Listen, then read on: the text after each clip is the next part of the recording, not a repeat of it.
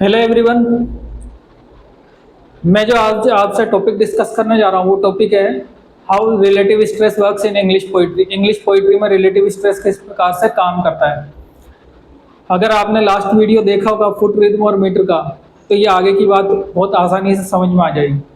यहाँ मैं जो बात कर रहा हूँ वो बात करने वाला हूँ एक ही पोइट्री की किसी एक लाइन में एक से ज़्यादा माइनर सेट ऑफ वर्ड्स आ जाएं, तो वो माइनर सेट ऑफ वर्ड्स को कैसे स्कैन करते हैं या स्कैनसियन किस प्रकार से निकालेंगे फिर उस लाइन का। तो ऐसे में जैसे कि यहाँ बात कर रहे हैं shall I compare thee to a summer's day, इसमें माइनर सेट ऑफ वर्ड्स में है shall I be to a. अब ये minor set of words English poetry का एक जनरल रूल तो ये कहता है कि माइनर सेट ऑफ वर्ड्स जो है जनरली अनस्ट्रेस्ड होता है, पर बात यहाँ आती है फिर रिलेटिव स्ट्रेस की। ये विलियम शेक्सपियर की लाइन है और विलियम शेक्सपियर की इस लाइन के बारे में कहा जाता है आइम्बिक पेंटामीटर में। तो आइम्बिक पेंटामीटर में है तो वो किस प्रकार से उसके बारे में हम देखेंगे। और इस जगह पे काम आती है थियोरी किसकी, रिलेटिव स्ट्रेस की। रिलेटिव स्ट्रेस का मतलब है तुलनात्मक जोर। तुलनात्मक जोर किस चीज पे, वो देखते हैं हम। जैसे कि हम shall I compare thee to a summer's day, इस लाइन को देखें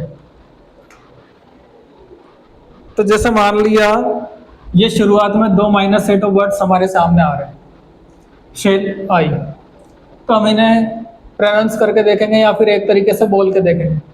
तो शेल आई, तो शेल पे कमजोर आता है इसलिए अनस्ट्रेस, आई पे थोड़ा बोलने में हल्का सा कह सकते हैं कि शेल से थोड़ा सा ज़्यादा बोलने में आ रहा है आई, इस वजह से stress. Shall I compare thee to a summer's day. तो यहाँ पे आप देखेंगे तो शेल आई, तो शेल से थोड़ा सा ज़्यादा जोर किस पे, आई पे, इसलिए शेल को क्या किया अनस्ट्रेस, आई को क्या किया स्ट्रेस। कम पेयर, तो कम पे जोर कम है इसलिए अनस्ट्रेस, फिर कम पेयर तो सेकंड वाले इस लेवल पे जोर ज़्यादा है इसलिए स्ट्रेस। दी टू, तो दी पे कम जोर दिया, टू पे ज़्यादा जोर दिया। अ इस पे जोर कम है और ये समस्टे। बात कुछ आपको समझ में आ रही होगी कि अगर ऐसी लाइन आपके सामने आ जाती है जिसमें एक साथ एक से ज़्यादा माइनर सेट ऑफ वर्ड्स लिखे हुए हों और ऐसी लाइन आपको स्कैनसियन करने को दी जाती है, तो ऐसी लाइन में आपको ये देखना है कि तुलनात्मक जोर किस पे ज़्यादा है। तुलनात्मक जोर जिस पे ज़्यादा होगा उस पे स्ट्रेस होगा, तुलनात्मक जोर जिस पे कम होगा उस पे अनस्ट्रेस होगा। जैसे कि अगली लाइन टू बी और नॉट टू बी, अगर यहाँ हम बोल के देखेंगे टू बी तो ये अनस्ट्रेस ये stress, or not to B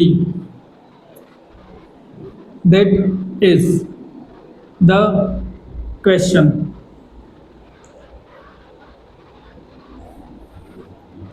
अगली बात देखें व्हेन आई डू, इसके शुरुआत के तीनों ही words minor set of words में से हैं। तो हम अगर देखें व्हेन आई, तो व्हेन आई प्रोनाउंस करके देख रहे हैं, बोल के देख रहे हैं, तब हमें पता लग रहा है when I do count the clock that tells the time. अगली बात है व्हेन टू द, इसके भी शुरुआत के तीनों वर्ड्स जो हैं वो माइनर सेट ऑफ वर्ड्स में। अब ये जो है हमें डिसाइड करना होगा कि ये कौन सा मीटर में लिखी हुई लाइन है या फिर बोल के देखना होगा when to the, when to the sessions of sweet silent thought।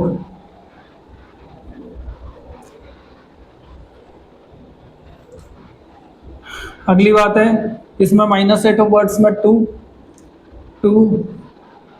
फिर इधर एंड नोट टू, ये सारे माइनस सेट ऑफ वर्ड्स हैं।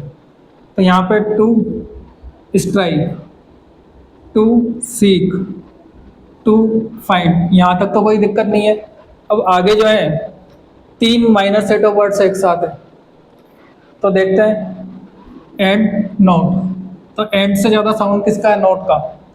तो एंड नोट टू यील्ड, ये इस तरीके से इसका निकलेगा इसका एनसीएम।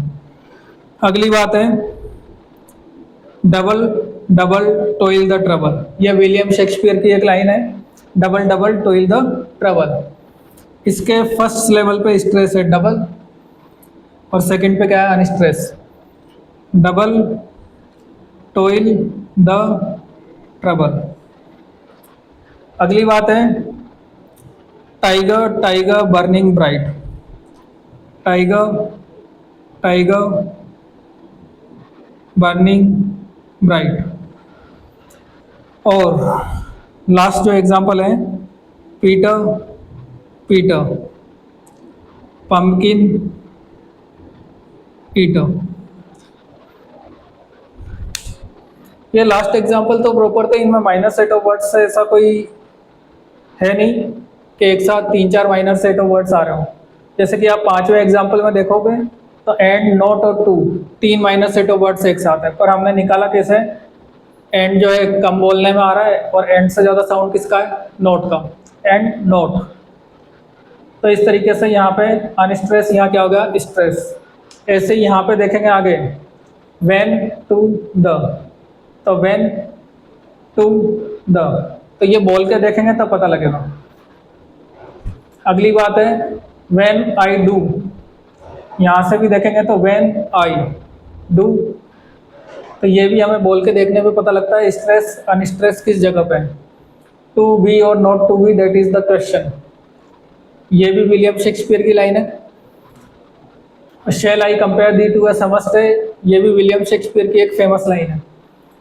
तो इस प्रकार से आप देख सकते हैं कि कोई एक लाइन कभी आपको किसी एग्ज़ाम में दे दी जाए और आपको स्कैनसियन करने को कहा जाए, तो अगर जैसे कंपेयर जैसे वर्ड होंगे किसी लाइन में, कंपेयर, साइलेंट, तो वहाँ तो आराम से एक इंसान समझ सकता है कि कंपेयर, कम पे जोर कम है और पे पे ज़्यादा है, तो इन वर्ड्स में कोई दिक्कत नहीं आती।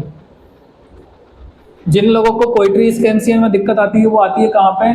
एक से ज़्यादा माइनर सेट ऑफ वर्ड्स एक साथ आ जाए, जैसे कि दी टू यहाँ दे रखा है, व्हेन आई डू ये दे रखा है, यहाँ टू बी और not to be, that is the question, तो ये दैट इज द, ये टू बी और नॉट टू बी, ये सारी चीज़ें हैं इसमें। वेन टू द, ये minus set of words when to the, ये सारी चीज़ें हमें किससे पता लगेगी? या तो स्पोकन एम्फेसिस से, या फिर एक काम और कर सकते हैं, जैसे कि मान लीजिए काउंट से लगा के और इधर आगे तक एक साथ माइनर सेट ऑफ वर्ड्स नहीं है, तो काउंट से लगा के इधर आगे का स्ट्रेस निकाल लीजिए, स्ट्रेस अनस्ट्रेस का पैटर्न क्या बन रहा है। तो अगर मान लीजिए काउंट से लगा के हम इसका पैटर्न निकालते हैं, तो काउंट पे एक तो लगता है स्ट्रेस, फिर लगता है अनस्ट्रेस, फिर स्ट्रेस, फिर अनस्ट्रेस, फिर स्ट्रेस, फिर अनस्ट्रेस, फिर स्ट्रेस। तो इस तरीके से हम ये देख लेते हैं कि इधर का पैटर्न क्या बन सकता है। एक तरीका ये भी है, पर ज़्यादा अच्छा तरीका है कि आप तुलनात्मक स्ट्रेस निकाल के देखिए। तुलनात्मक स्ट्रेस निकलेगा स्पोकन एम्फेसिस से। और मैं आपसे एक बात और कहना चाहता हूँ कि रिलेटिव स्ट्रेस का मतलब ये नहीं है कि ये minor set of words major set of words में बदल गई, ये बिल्कुल इनका अर्थ नहीं है। ये सारी बात है रिलेटिव स्ट्रेस किस प्रकार से पोइट्री में काम करता है। अगर आपको ये सारी जानकारी अच्छी लगी हो तो वीडियो को लाइक करें, अपने फ्रेंड्स से शेयर करें और चैनल को सब्सक्राइब करें। Thank you.